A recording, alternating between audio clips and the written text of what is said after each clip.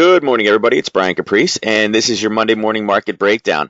Welcome, everybody. We are at the last final piece of August. We're going back. If you are, man, I can't. School bus is going to be rolling through the neighborhoods. Leaves are going to be changing. I mean, at this point, you're already seeing Halloween candy at these, Sam's Clubs and BJ's and everything. It's absolutely crazy. I cannot believe the summer is over. It is here. Now. Interesting thing about that, last week, if you guys were trying to trade the markets, you guys know that it was rather flat. Like I said, vacations take markets, and last week seemed to be one of those. We had some good news releases last week. Not many, but we had some good setups last week. But for the most part, it was pretty flat. So hopefully the markets are coming back this week, and we get some movement, some more volatility, and some craziness, so we can make some money this week. So we will see. All right, but like I said, end of summer, here we go, getting ready to restart the kind of back to business, kind of September trading, and let's see if we can finish off August with a bang this week. So with that being said, guys, let me jump into kind of who I am so you know where my trades are based off of and where my point of view is. I feel it's really important to understand where I'm coming from in my trading, especially if it aligns with you, or on the flip side, if it doesn't align with you, to understand what I'm looking at and where my kind of background knowledge comes from. So I am the president and CEO of Keep Trading Simple.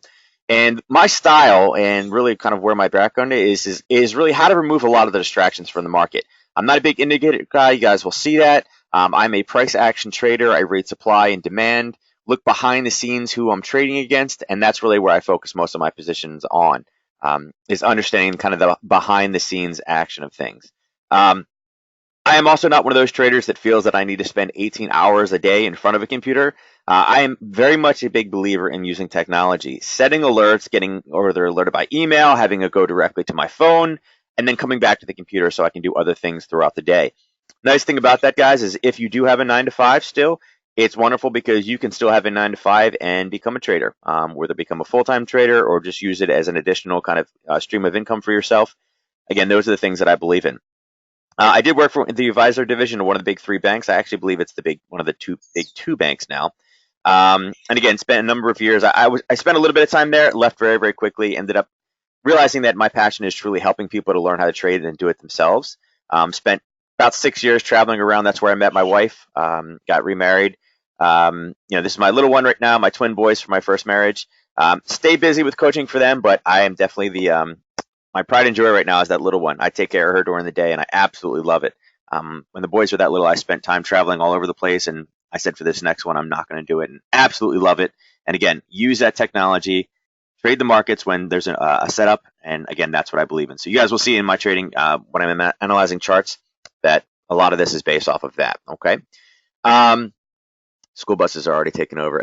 Jason's like, school buses are already here. Jason, Maryland passed the law a few years ago. We can't go back until after Labor Day. So we have 1 week to go. But I know my sister, she's in Texas, and her kids went back a week and a half ago. So almost everybody's back. How about that one? All right. So with that being said, guys, before I can touch any of the charts, I do have to make sure that I go over this Nadex risk disclaimer first. Now understand that trading on Nadex involves financial risk and may not be appropriate for all investors. The information presented here is for information and education purposes only and should not be considered an offer or solicitation to buy or sell any financial instrument on Nadex or elsewhere. Any trading decisions that you make are solely your responsibility, and past performance is not necessarily indicative of future results. Nadex contracts are based on underlying asset classes, including Forex, stock index futures, and commodity futures. Now, trading can be volatile, and investors risk losing their investment on any given transaction. However, the design of Nadex contracts ensures that investors cannot lose more than the cost to enter the transaction. Very important you guys understand that, okay? Now, Nadex is subject to U.S. regulatory oversight by the CFTC, okay? With that being said, let's just jump right into this, okay? Whoops, there we go. A little bit too fast on that one. So as you guys know, I kind of have a top 3 list every single week, all right? And now the top 3 is not, obviously, it's not guaranteed trades or anything. But what it is this is my top 3 kind of news releases that I'm looking for. I absolutely love news trading. I use it as one of the kind of main, strategies that I would trade. What these 3 things are the top 3, in my opinion, opportunities for us for the week. Okay, when I say opportunities, what I'm looking at is, do they have the potential, 1, of missing, and 2, what type of explosive reactions do we have off of these new releases? Okay, number 1, I feel that on Thursday morning, the preliminary GDP for the U.S. is going to be I think that has the biggest chance of some fireworks this week. Why? Well, very simply, um, the president of the United States, he gauges a lot of his kind of, and this is my opinion, I feel that he gauges a lot of his success based off of what the stock market is doing. GDP was something that he came in and called a shot of 3% early on, and everybody said it wasn't possible, and we've had that. But if that starts slipping, again, I think that's something that he's going to take personally, and I think there'll be tweets, and tweets is what's been, moving the market. My the group of guys that I work with, my students, they keep joking, when am I coming out with the Twitter class, right? Because it seems like tweets these days are just dominating the markets. Everything's going normal, everything's going good, and all of a sudden, bam, a tweet just goes in there and just makes everything crazy, right? But I do feel that this one will definitely have a lot of impact on the market. Being at 8:30, I feel, and being late in the week, I also feel like this is going to start dictating what the indices are going to do late in the week. Obviously, we'll see how they start off the week, but again, ending the week with whether a bad note or a good note could be, again, going into a holiday weekend, we'll see. Again, Friday may get people leaving a little bit early. I think Thursday is going to be the big bang for us. Okay. Number two. The CAD GDP numbers. Whoops, I spelled that one wrong. It is not Great Britain pound. It is, it is this. Gross domestic product. Typically Friday mornings, again, we have kind of joint releases. Now, again, this week we do have some news on Friday morning for the U.S., but again, we are going into a holiday weekend.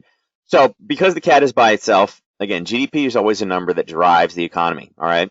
It gives you a gauge of how the economy is doing. But something smaller like the CAD with no U.S. news kind of counterbalancing it definitely gives us an opportunity where we can have some movement, okay?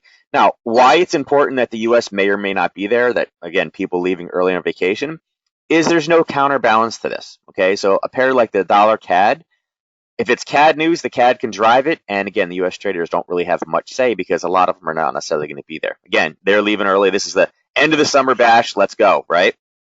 So again, that's what I think number two is going to be, give us the, an opportunity. Number three is actually today. Now, there are a couple other news releases during the week that are pretty close. One interesting note I'll show you guys in a second from Forex Factory has been upgraded. We'll show you that one in a second. But today at 8:30, we have core durable good orders, okay? Again, big news release. After last week, again, like I said, last week, the market, in my opinion, for currencies at least, was on vacation. It was a very, very slow week, low volumes across the board. Monday, I think this week, anybody that's coming back, again, this could be, back to business this week. Typically, the end of August is when it picks up again.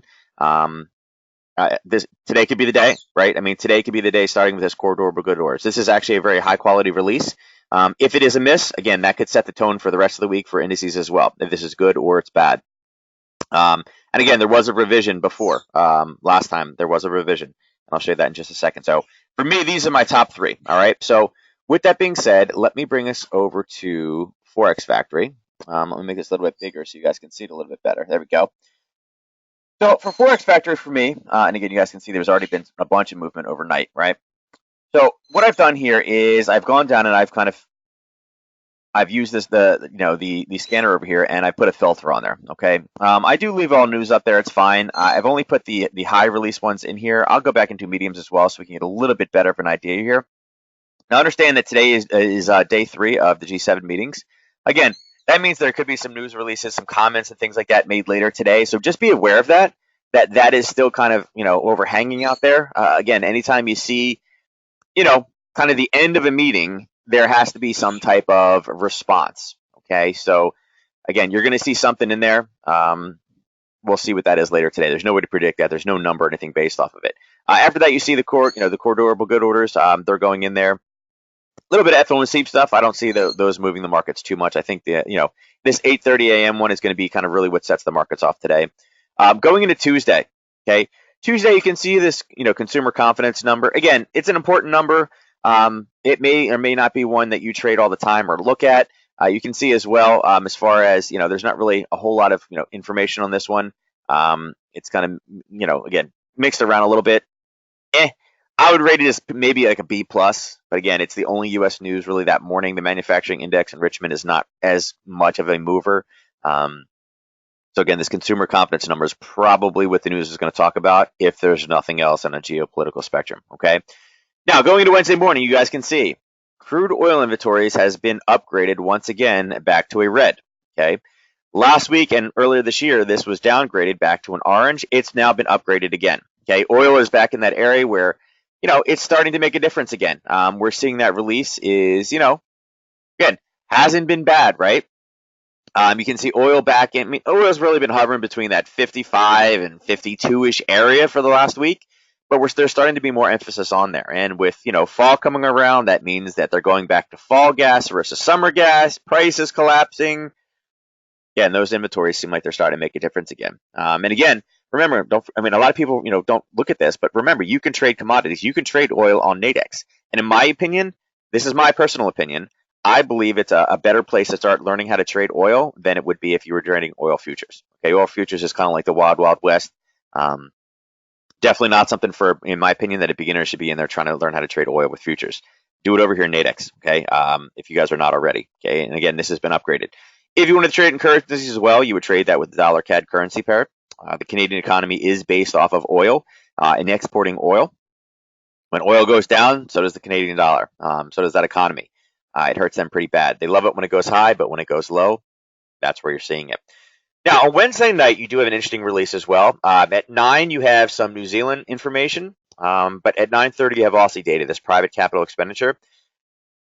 It kind of sounds like a weird, like, what do you mean private capital expenditure? That's kind of not, it's not your normal kind of your verbiage for a news release. It is considered high, and again, remember at that time at night, it's basically the Aussie market open by itself. Obviously, it's the Asian session, so yes, the Tokyo is open as well, but that's not considered a kind of driving force currency. The yen is always considered kind of the one you want to trade against. The Aussie offers some great opportunities at night. If you're not trading this, you're not doing yourself justice. Okay, these 9:30 releases, you're getting 40, 50 pip moves based off of his high impact news releases. Okay, it's also setting up like tones overnight for overnight trends. Okay, again, this is how you use technology. When you're seeing these things set up, this is an opportunity for you to place trades at night, wake up, and again, you may already be out of the trade. All right. So that's on Wednesday night. Going to Thursday. Thursday is where this preliminary GDP number is. Okay, it's 8:30 in the morning. The CAD current account is not really going to affect much. You have a lot of different opportunities to trade this. You're going to be able to trade this with indices, once the market opens. You're going to look at, obviously dollar CAD. I'm sorry, dollar CAD's there, euro dollar is there, pound dollar is there, dollar yen is there. A lot of different ways to trade this, okay? And you guys can see, for the most part, forecasts, they come in pretty close. But you guys can see, we were right on last time. If we get any type of miss on this one, and again, 2 is much less than what we've seen for these other forecasts in here, it's going to be interesting. Okay, if this is a 2.2, or if this is under 2, if this is a 1.8 or even a 1.9, all of a sudden you're going to start, speculators are going to start moving this market pretty quickly. So again, definitely think that's a big one to watch for the week. I think it could really set the tone for what Friday's going to be, and then I think Thursday obviously will be a low volume day, just because, again, holiday weekend and things like that. Going into Friday, okay, like I said, you're going to see personal spending. I don't see that going to be able to move a lot. Like I said, I think a lot of U.S. traders are going to bolt very, very early. CAD GDP at 8:30 in the morning, I think, is going to be kind of the main focus of that one if you're going to look for a dollar CAD play. I think that's probably the best setup that morning.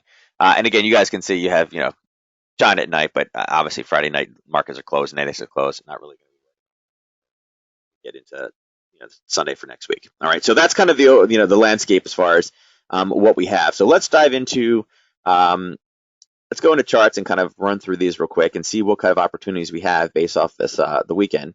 Now again, there already has been some movement at this point. You guys can see right here in the Aussie. This thing has just been straight up in the air. We had a bit of a gap situation. It came, it filled the gap, it kind of pulled back from the gap. So a lot of movement in this one overnight. So where we are now is a very interesting situation, okay? If you guys follow me, you guys know I'm a big believer in reading price action, reading candles, and not only just candles, the bodies, but also understanding the wicks. Now, we've pulled back, and again, we've had this nice rally down. You guys can see it. It was really just flat, and then it finally kind of collapsed and shot straight down. You guys can see the start and the basing of all that area. We're starting to pull it up to that area right now. And again, you guys can see this wick over wick is something my students talk about all the time, okay? It is kind of a hidden area of buyers and sellers. We are now pulling back up into, and again, you guys can see it here. I'll mark it off for you. We are pulling back up into this area right here, okay, which is a wick over wick, okay? Very interesting situation. We've already seen it kind of pull back one time and kind of push back down again. You're able to see it over here on the 30-minute as well. Typically, that's an area for reversal. For today, for me right now, I'm going to be looking at some reversal signals in here. I think as fast as it kind of came down, it shot right back up again. This red dotted line was actually an area where we were looking for somewhat of a turn. We wanted to see where it opened over the weekend, and we actually talked about that last week. So we've rallied back up again. We've filled the gap. It actually kind of blew through it and kind of pulled back. Again, nice, healthy kind of re-rally since last night, right? Impulse, correction, impulse, correction, impulse, correction, impulse. This correction went a little bit far, but then again, bam, impulse, impulse, impulse. So again, we're starting to slow. You're seeing the candles get much smaller. So again, for me, I'm looking for more bearish opportunities here. I'm looking for the Aussie dollar. Again, Aussie dollar is that one load you guys can see very flat over last week, right? Again, it was basically on vacation. We stayed more or less inside of this area. So this was an area I draw on the tops and bottoms, kind of a basing back and forth again.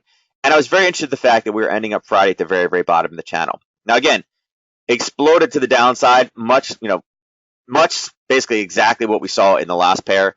Rallied all the way back up again, same healthy rally, same kind of pullback here around 1 a.m. And again, price launched higher. Now, this one differs slightly because, again, on the 4-hour, you guys can see we had this really, really, really crazy wick right here, right? This crazy wick makes the analysis a little bit different. And again, one of the things I do like about this is you guys see the descending candles here, lower, lower, lower, and then again, this retested up and didn't even come as high.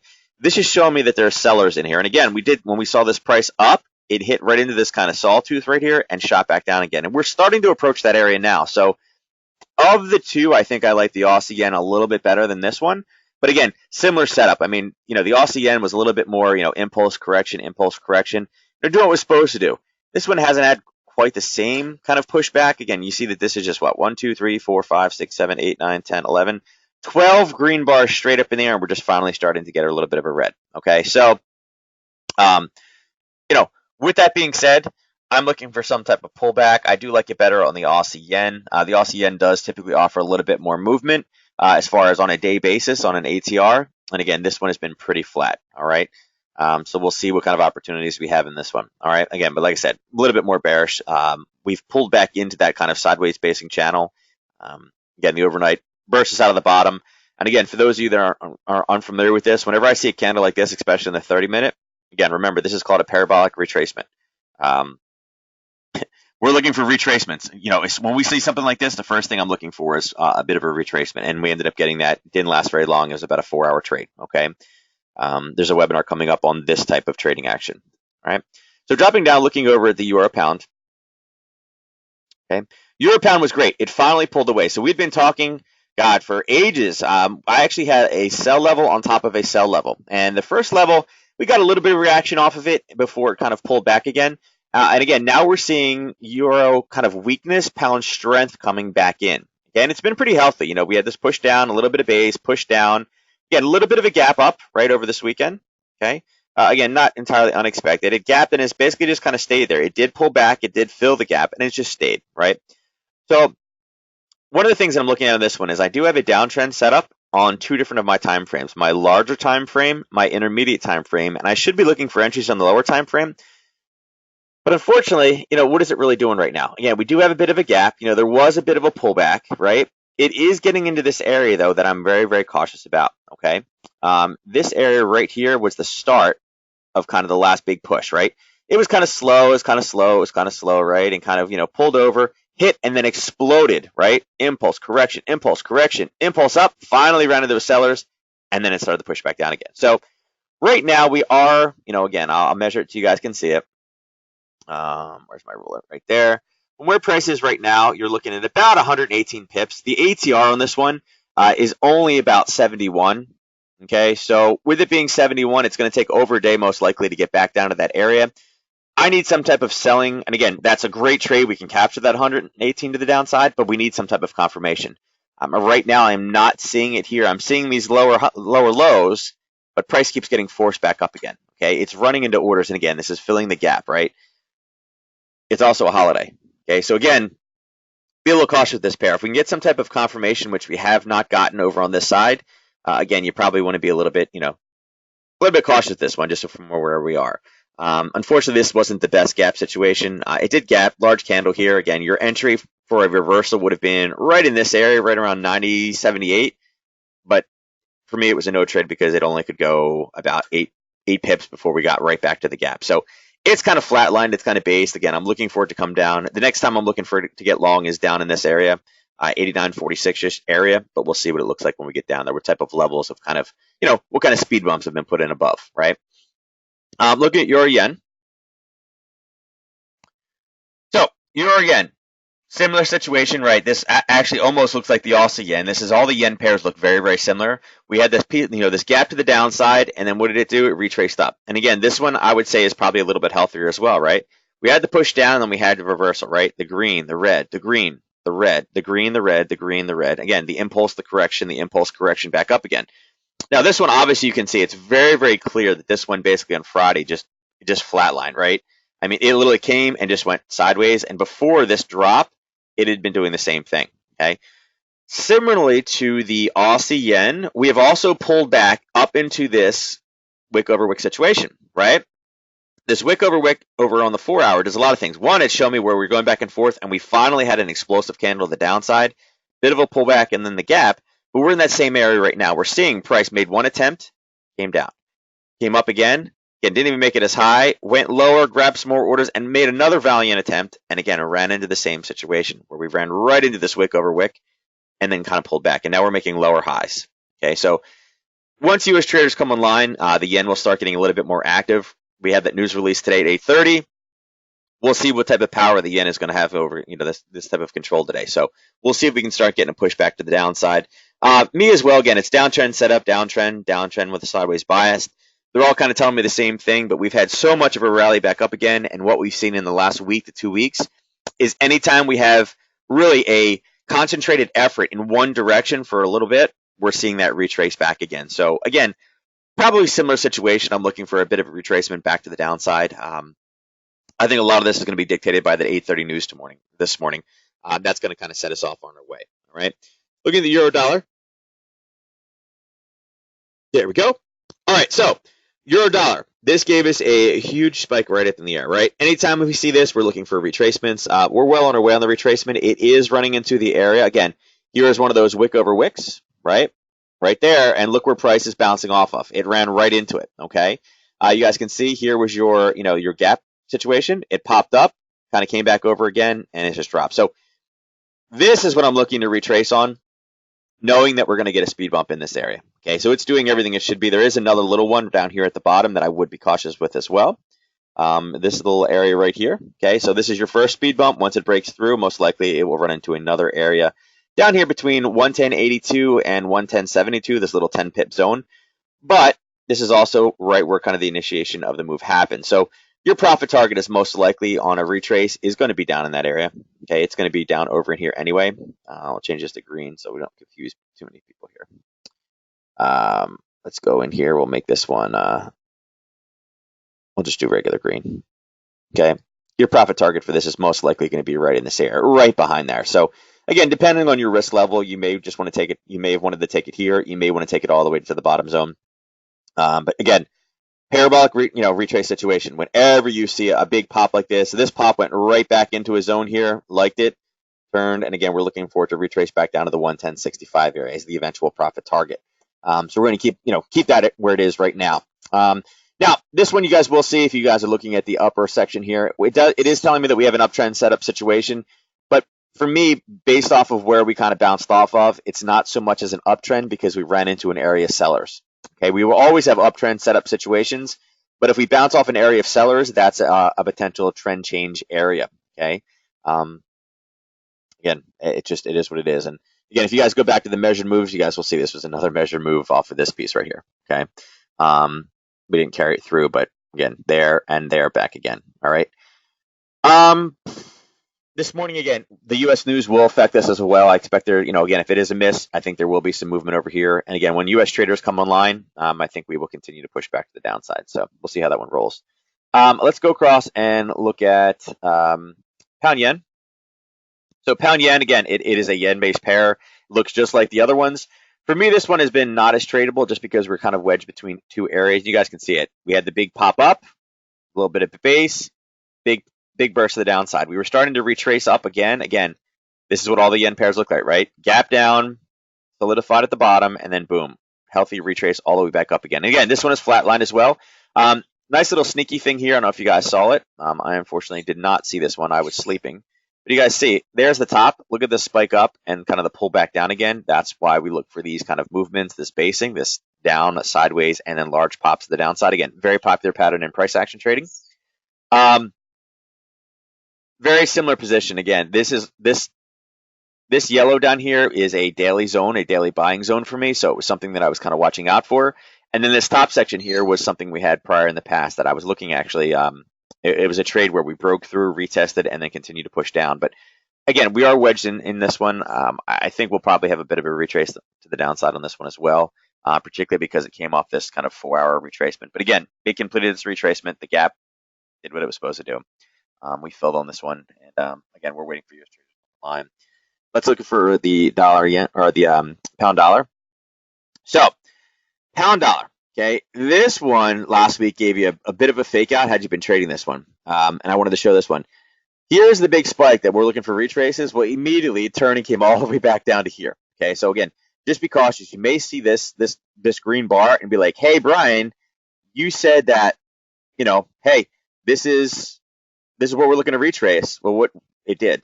But again, because you guys are visually looking at the bodies and not the wicks, that's why you need to be a little bit cautious of it. Okay. For me right now, this one I don't love as much. Like I said, I was happy to see some pound strength come back in again. It is being healthy on the 4-hour. Again, you're seeing these big, spikes up and retraces, spikes up and retests.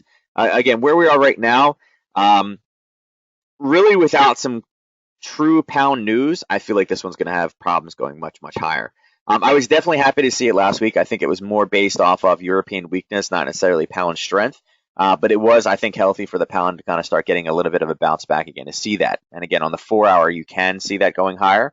Where we're right now, obviously, flatlined. Obviously here, flatlined. We had a little bit of movement as traders were coming online. But, for me right now, you're getting conflicting signals. It's showing you're an uptrend setup, right? Because we are in an uptrend. We are pulling back. That is a setup situation. Yet on the 4-hour, what we're seeing is the exact opposite. We're seeing a downtrend setup, right? We have the downtrend here again. We're getting lower lows, lower highs. It is slightly green, so it's pulling back a bit. And then again on the 30-minute, you can see we need some traders to come online. All right, so that's where it works. That's how it works. For me on this one, if you are looking for somewhat of a downtrend setup, just make sure that your targets are set within reach, right? There's going to be probably some buyers stepping into it here around the 122.05 to 121.94, this 10 pip zone here.